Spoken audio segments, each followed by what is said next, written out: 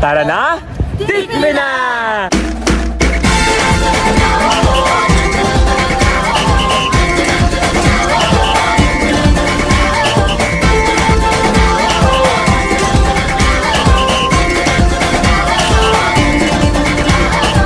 Pag Gotong Batangas, ang Gotong Batangas bunso ay nung una ay mga laman loob lang at saka ito mga ibig sabihin balat.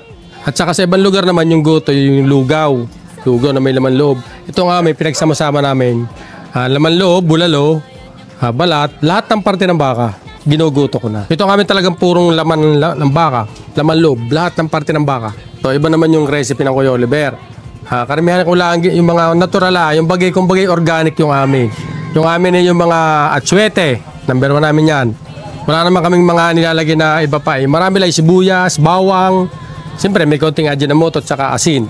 Yun lang ang ingredients ng Kuya Oliver. Saka siling haba na yung pang dinuguan. Yun ang ginagamit namin. Saka maraming sibuyas. Itong recipe ko, kumbaga salin-salin na. Kumbaga kung saan ako na pinagkukuhan. Siyempre ang Gotong Batangas talaga, kumbaga kakaiba sa mga goto na napapakinggan yung goto. Dahil ang aming baka ay talagang kumbagay unang-unang sariwa. Ang talagang kumbagay kakaiba sa lasa na pwede namin pagmalaki. Ika nga dito sa Batangas. Talagang ang aming pinagmamalaking Gotong Batangas. Basta sabing goto ay talaga ng biraw ng Gotong Batangas. Ako ito yan nag-umpisa sa rolling.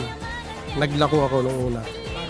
Oh, yan. Parang iniikot ko sa buong bayan namin dito sa aming mga terminal ng tricycle. Lahat ng sulok-sulok dito sa aming bayan.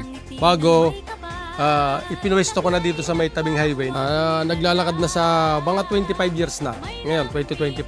Pwede naman, di kaso nga lang ay medyo pinag-aaralan pa rin, pinaproseso pa rin. Dahil mahirap din naman basta magbibigay ka. Dahil kasiraan ng bawat isa kung sakaling magkamali-mali ang bawat isa. Di ako na may willing ding magbigay. Wala namang ikangay pagdadamot si Kuya Oliver kung kailangan.